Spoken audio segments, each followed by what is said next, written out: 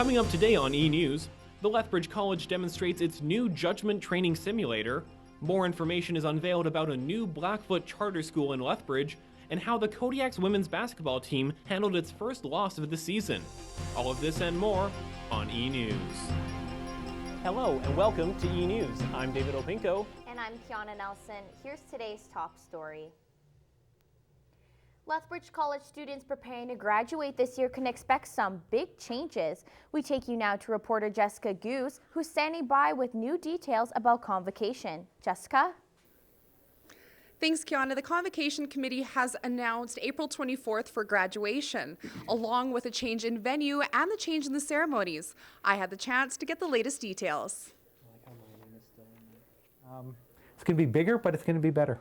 Students at Lethbridge College will graduate a little differently this year. Convocation for LC students in the past have been two separate ceremonies held in the Val Mattiotti Gymnasium. This year, organizers will stray from that practice in favor of holding convocation at the NMAC Center, as the gym only holds a maximum of 2,000 people, and with over 650 convocates last year, the change is necessary due to the amount of people each student invites. Registrar at Lethbridge College and Convocation Committee member Marco Hilgerson says the committee weighed out different options due to the high amount of attendees. So each student would only get 3 or 4 tickets, or moving to a third convocation in our existing facility. And that was going to be difficult because it was going to probably be on a Saturday morning, and a little less than ideal. With the move to the NMAX, that also means changes to the ceremony. There will be only one, and it'll last just over 2 hours.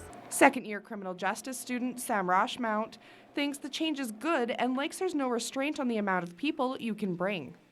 I think it's important to have the people that you want there and not have to limit yourself. And maybe the food and drink isn't as big of a deal. The NMAX can hold up to 4,000 guests, and there will be plenty of parking, which should alleviate concerns raised last year. So Jessica, will there be anything else different? Yes, the committee is looking at getting a family room for people with children, along with a flower shop, numerous photo backdrops on the concourse, and as always, the Students Association will be providing a professional photo booth. Oh, that will be nice. When can grads register and pick up their gowns? They can register right now. Forms can be found online at lethbridgecollege.ca, and grads will be able to pick up their gowns April 23rd and 24th at the players' entrance at the NMAX. Hilgerson also said that grads are not permitted to not wear a gown when they cross the stage, so it's best to pick them up early. Thanks, Jessica. Lethbridge College is taking another step into the future with its latest technological upgrade. The college just unveiled its new judgment training simulator, and I had the chance to see how it'll give students hands-on experience like never before. Whoa, whoa, whoa. The Lethbridge College is known for having great hands-on learning tools for its students, but this week, the college took it to the next level. This little computer may not look like much, but it'll take students to hundreds of locations and scenarios to see just how much they know. The judgment training simulator was demonstrated at the college Tuesday morning. Justice Studies instructor Ken Sauter says the simulations are meant to keep students on their toes while demonstrating what they know. It is one where we don't want our students to know what's coming, so the simulation I just had, I didn't really want to know what was coming, so it's kind of think on your feet. Basically, is what the expectation is for our students. The mile range simulator can run over 700 different scenarios. Instructors can adjust the difficulty of the situation and even how the people in it will react. The simulator will be used for several different programs in the college, including child and youth care. So we might have an example of a youth in residential programming where they are maybe at odds with another youth, threatening harm to themselves, having the child and youth care workers intervene in those kinds of situations. Craig Demuth says the college just got the equipment set up and hopes to have it ready for curriculum soon. We've only had it for about a month now. We're still learning and training and developing on it. Hopefully we'll be implementing it into our courses in the fall semester of this year. Demuth says Lethbridge College is the only school in Western Canada to have a simulator this advanced. Students in justice studies, commercial vehicle enforcement, child and youth care, and conservation enforcement will make use of the equipment this fall. Speaking of new additions to the college, construction of the Trades and Technology building is on schedule. Students and staff are excited to see it develop. Construction continues 24/7 as workers build the new home for the Trades and Technology programs. The dream is becoming a reality. The building will have the capacity for more classes and students, and the automotive department will have more space to work. This project has been a long time coming and students will benefit. Process of just finishing off the roof decking. We've got some purlins up this morning. We've got them installed or should be shortly installed. Once that's done, then the roof deck can be continued and it'll actually completed. And once that's done, then they can start in the process of hoarding it in so they can put heat to the building and start working on the interior. The building is to be completed in 2017. A sorority that recently opened here at the college already has plans set in place to raise money for various charities throughout the community. Demi Knight has the details. Quickly chat during meetings or whatever. With the new chapter of the Delta Eta Iota sorority opening here at the college, the new recruits are hoping to help spread its good name throughout the community through routine meetings about updates and events. I want to broaden myself in getting to know the community, so I volunteer with them. By participating in events such as Relay for Life, Trick or Eat, and Casino Nights, the sorority works within the community to raise money for their charities of choice. We've done fundraisers from Relay for Life, we did the Ice Bucket Challenge, we do a casino night every year, which will be later this semester. And we donate all over Lethbridge to local charities as well as to international charities. 8 new members signed up to the new college chapter to help promote its good name and work on maintaining its stance within the community itself. The sorority also places a high importance on academic upkeep and encourages all members to keep a GPA above 2.3. It requires me to have a certain GPA, and I like to push myself to make sure that I'm way above it, just so I can get good grades. Whilst academics, friendship, and leadership are strongly encouraged, it is the charitable actions that keeps the sorority in high standings within the community. The Delta Eta Iota sorority raised more than $2,000 in the year of 2014 and hopes to continue this stride with the college chapter. For eNews, I'm Demi Knight. The sorority aims to unite the college and the community through these fundraising events and create a valuable and lasting relationship. Coming up next on eNews, we'll see how much work goes into putting together LC's Kaleidoscope Extravaganza and getting a taste of the best food and beverage Southern Alberta has to offer.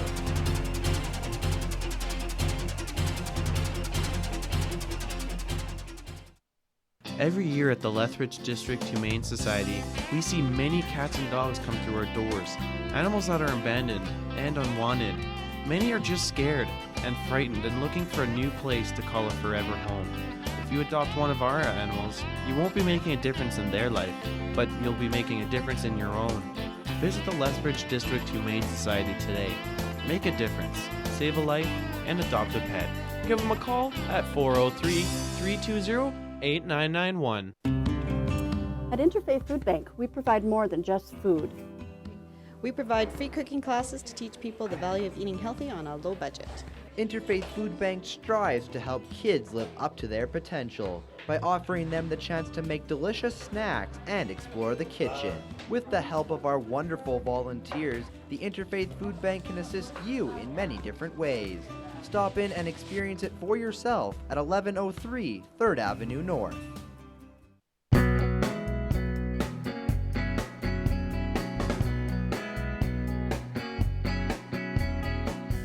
Hello, welcome to Campus Horizons. I'm Rachel Crow Spreading Wings, and today I'm joined with Sheldon Anderson from the Automotive Systems Department here at Lethbridge College. Welcome.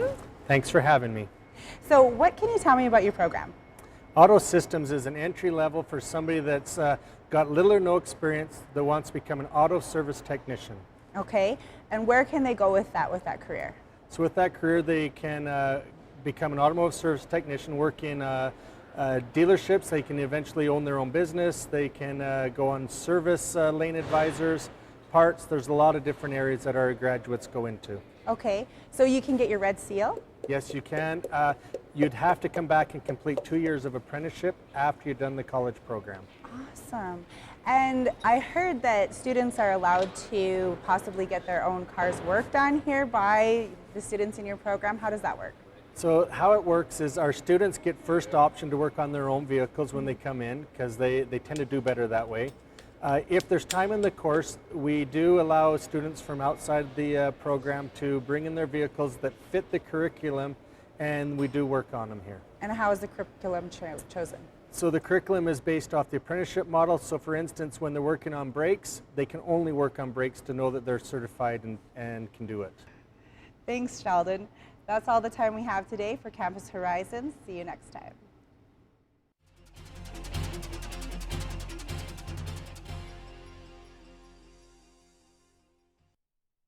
Outfit on a catwalk stand out, but there's a lot more that goes into a garment than you might think. Eric Mickelson visited the Fashion Design and Sustainable Production classroom to see how students are preparing for their time in the spotlight.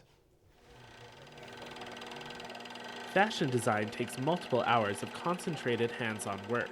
Fashion design student Adam Saley knows the stress of the work all too well. He is currently working on an outfit consisting of women's slacks and a bustier, which he will later show at the year-end show Kaleidoscope.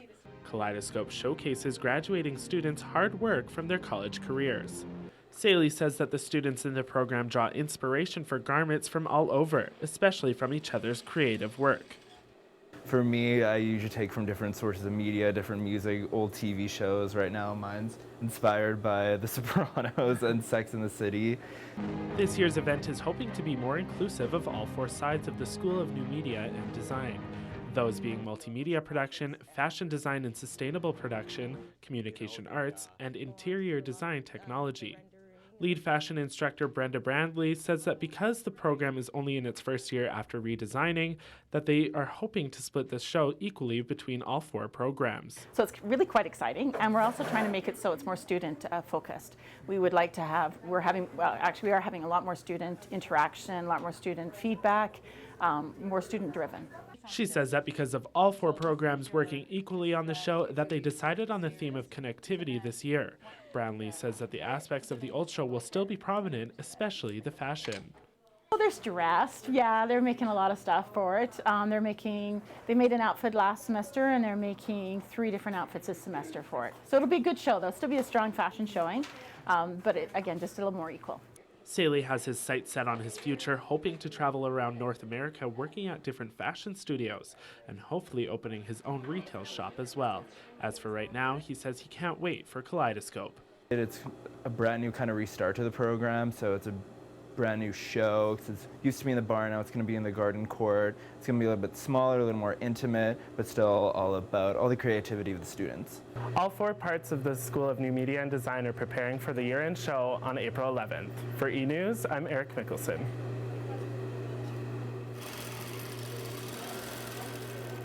Fundraisers are being held for Kaleidoscope to lower the cost of admission, with all proceeds going to student awards. The Sikokitoki Friendship Center partnered with the Kainai Board of Education to host a forum for a new school in Lethbridge. The school is set to open in time for the 2016 school year. Rachel Crow Spreading Wings has more. The urban Aboriginal community has come together to find out more about a new charter school that will be offering a First Nations curriculum. Like all others in the province, the school itself will be accredited through the province of Alberta, but the focus will be on promoting Blackfoot culture, including language. Right now, any families that want the Blackfoot immersion program have to bus their children out to standoff. And who has taken us to this point? You know, it's our own people. It's the resilience of our mothers, our grandmothers, our grandfathers, you know, that have taken, you know, control of their own destiny. Currently, the KEB is partnered with Opagossan and is running a private school with approved Alberta education programs for preschool to grade 1. As an added feature, the new school will be providing evening language classes, extracurricular, and sporting activities. And I think it's important for any child to know their identity and know where they come from, and so I think it's important that my children have role models. Cookie water. With the community support, the Kainai Board of Education is now finalizing their plans to open a new charter school within Lethbridge city limits. For eNews, I'm Rachel Crow, Spreading Wings.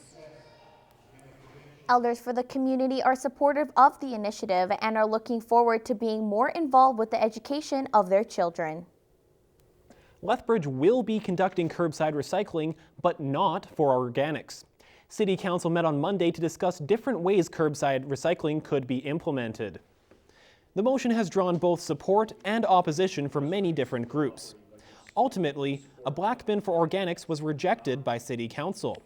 Deputy Mayor Jeff Carlson says one of the reasons people were opposed to curbside recycling is because a lot of people already recycle.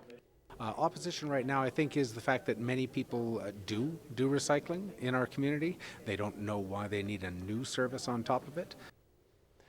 Voted 6-3 against collecting organics and 5-4 in favor of collecting paper and cardboard. The Lethbridge Food and Beverage Expo was bigger and better this year. It was staged at a bigger venue with more booths set up for people to sample Lethbridge's finest dining experiences. I looked into just how great these experiences were for the participants. Your taste buds were put to the test as thousands of samples were given out at Lethbridge's Food and Beverage Expo. Food expos are not just for local food and beverage businesses to promote themselves, but they provide industry players the chance to interact with customers and let them sample some of their products. Stephen Ford, co-owner of The Owl, says he's excited to experience his first expo. Customers are going to it, and then that also opens up, there's a lot of people that aren't our customers that are at it, so the opportunity was right, so we decided to go for it. With over 100 display booths, organizers had to change locations, moving this year to Exhibition Park. Most expo participants have been here since it started up in 2012. Highwood Stiller's sales rep Andy Volstead says this expo has never let his company down. He says this is the expo to participate in. It's our actual clientele, and it's good to get the feedback on what they think about the product. And, we have changed product due to feedback. That has happened, so. Volstead says the expo is doing everyone a service by allowing displayers from outside the region to participate. This is the third consecutive year that the Lethbridge Food and Beverage Expo has been running. Organizers for this event are planning on expanding this into other places in southern Alberta. Enjoy the show. Thank you. Organizer Chris Mueller says that the expo opens people's eyes to Lethbridge's finest dining and that other food and liquor venues should come to Lethbridge to reach their target audiences. To show them the great town and city that we have. It's full of consumers, it's their target market, and they need to be here and representing their products. Organizers say a new participant at the expo is preparing to open its doors in Lethbridge soon. Mueller says that these expos are a great way for restaurants to get creative and let potential customers experience something beyond routine. In today's fast-paced society, we get so caught up in our daily routines, we might forget what's really important in life, that being ourselves. Taylor Wall reports on a new opportunity to better your life. Crystals, the most natural form of life on the planet. To some, these might just look like stones, but for people like Jose Meerkirk, the owner of Jose's Handmade Imports, the smallest stone can make a world of difference. Really enjoy having them around me all the time. They make me feel happy and content. In a way, crystals are just like us. Studies have shown that crystals give off a vibrational frequency that we as humans can actually feel an uplifting sensation, as if we were with a group of friends or family. We interact energetically with crystals when they are in our presence without even knowing it, but when aware of this interaction, it can change the structure of our psychological and spiritual self. We use it for healing properties, helping people overcome things that bother them, physical or mental. One of the more popular crystals is the rose quartz, better known as the love stone. According to the Crystal Bible written by Judy Hall, an astrologer, psychic, and healer, She defines the rose quartz to be a high-energy stone that opens up the heart chakra and can enhance love in virtually any situation. I think the best thing that I've ever done with the crystals was doing a healing evening with a bunch of women who are suffering from cancer. Crystals are also being used in today's latest technologies, such as computer chips and scientific experiments. The practice of crystal use dates back to the dawning of civilization. Ancient Mayans and Egyptians would use crystals for spiritual healing, jewelry, or even decoration, just as we do today. For eNews, I'm Taylor Wall. According to Muirkirk, different crystals have different properties and effects. Time now for a look at weather. Here's Alyssa Potoman with what you can expect for your work week. Well, I hope you guys have been enjoying the weather that we've been having. Sadly, it is going to come to an end on Monday. By Monday, it's going to hit a high of -9 with some snow, so you better bundle up. But by Tuesday, the temperatures are going to rise again to be around our normal seasonal temperatures. Our evenings are going to be fairly chilly, though, so make sure that you are wearing a jacket and gloves. But by Thursday, our temperature is going to rise once again to being around seasonal temperatures. And by Friday and the weekend, it's just going to keep rising. Thanks, Alyssa. Coming up next on eNews, how the women's basketball team handled its first loss, and how one of its players plans to go out with a bang.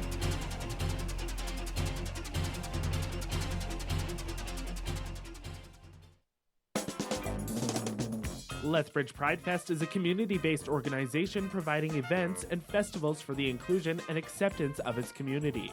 Lethbridge Pride Fest recognizes and celebrates the history, courage, and future of Southern Alberta's lesbian, gay, bisexual, transgendered, two-spirited, questioning, and intersex community. For more information about how you can contribute, please find them on Facebook or visit lethbridgepridefest.ca. According to CanadianWomen.org, more than half of all Canadian women have experienced one instance of sexual or physical abuse since the age of 16. That means one of us has been abused. Every 6 days, a Canadian woman is killed by her domestic partner. That's one Canadian woman's life per week. If you think domestic violence isn't your issue, then think again. Because it's happening right here in your own backyard. Head to womenspace.ca to get involved in your community. Women's Space. Women. For women. Opagasan Early Intervention Society has been dedicated to enriching the hearts of families since 1996. Opagasan is a non-profit organization committed deeply to the future of the Blackfoot culture. Opagasan means all the children in Blackfoot. To support the continuation of this commitment to the children, please call 403-380-2569 or www.opagasan.org.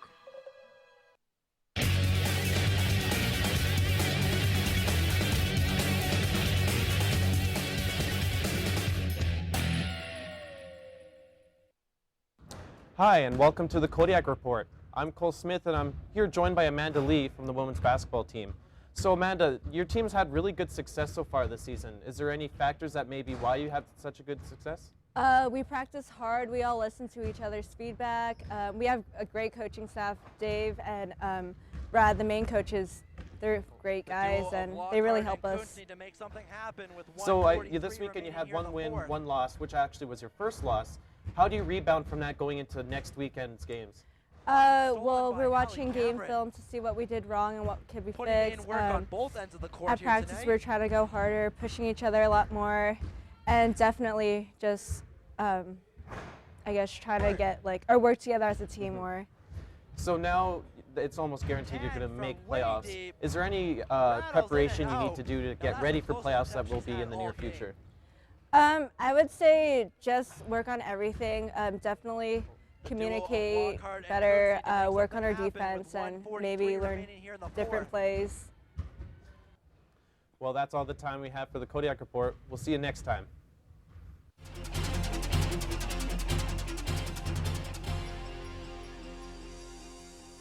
Quicker on the court. Allie Cameron is in her 5th and final year with the Kodiak's women's basketball teams. As Alyssa Potovan reports, she's more than making a name for herself. She's the female LeBron James of the ACAC. Allie Cameron, a fifth year of the Kodiak female basketball team, has played above and beyond this season. Not only has Cameron taken the first place position for the lead scorer in the league, but she is also averaging 22 baskets per game. Cameron says she has lots of fond memories of her time on the team and attending Lethbridge College. The best moments, there's a lot. Lots of road trips, they're always fun. And probably beating Nate by 3 because we were down and it was exciting. And Brad Karen, the female coach, has had the opportunity to coach Allie and help her grow throughout her seasons. Basically, she's given us what we expected. She's kind of a leader. She's one of our captains. She's one of the hardest workers on our team, and that's what she's got to do. We've asked her to kind of lead by example and go out there and give everything she's got, and she's done that so far, and now she's the leading scorer in the league, and she's second in the country, so she's doing really well. Cameron has high hopes for her last season, such as taking her team all the way to the top. I want to be able to go to nationals with my team. I want to keep up my scoring, I guess, in my 5th year. I don't know, stuff like that. Allie has proven over and over again that when she steps onto the court, she'll never disappoint. For eNews, I'm Alyssa Padvay. Come out victorious 71-63 against the St. Trojan. Cameron's best performance was November 15th against the Red Deer Queens when she scored 32 points to take the win. The Lethbridge College women's basketball team has been in top form this season, posting an impressive record down the stretch. But the ladies suffered their first loss last weekend. With the playoffs around the corner, will they continue their dominating performance? Cole Smith tells us more. A wide open layup for West is good, building that lead up to 8. The Kodiaks have had a very impressive 2014-15 season, posting a 15-1 record in the Alberta Colleges Athletic Conference, currently sitting first in the Southern Division and currently stand 5th in the national rankings. The Kodiaks suffered their first loss to the St. Trojans after back-to-back home games last weekend. Number 12 post for the Kodiaks, Lily Moradell, says after a loss, they have to rebound and practice hard for the next game. Hopefully we can show up. We didn't show up to that game, so if we work hard and as a team, then things should go good. With only 8 games left in the regular season, the Kodiaks are in the playoff picture, with aspirations to take it on to the national level. Although a lot of hard work and practice is ahead of them, the Kodiaks stay hungry, eager to keep on competing and getting more wins. After getting snubbed in overtime by 3 points by the Nate Ooks in last year's ACAC playoffs, the Kodiaks look to place better in this year's playoff run. Head coach of the women's basketball team, Brad Karen, says with playoffs in the picture, they have to stay hungry and practice hard. So once we get to playoffs, we have just certain things in mind that we want to do. We want to, get past the first game, focus on each game as it comes. But the intensity will change. Just different little things. But playoffs are pretty important. With the ACAC Championship taking place at Nate from March 5th to 7th, the Kodiaks have set a goal and look to win their way to a playoff victory. For eNews, I'm Cole Smith. Wow, looks like Cole missed his calling. Following this weekend's games with St. Mary's, the Kodiaks are off next weekend. So Kiana, what do you make of the Kodiaks' first loss of the season? I mean, it's really unfortunate that they did lose one game, but I mean, they've been so on top lately that I think that they can manage. What about you? Have you been to any Kodiak games so far? Yeah, I've actually been to a few of them. The action's always been really exciting, so I try to make as many games as I can. What about you? I try to make them as much as I can. I mean, their schedule doesn't really work well with mine, but I try to make time for them. And speaking of time, that's all the time we have for tonight. For eNews, I'm David Opinko. And I'm Kiana Nelson. Thanks for joining us, and we'll see you next week.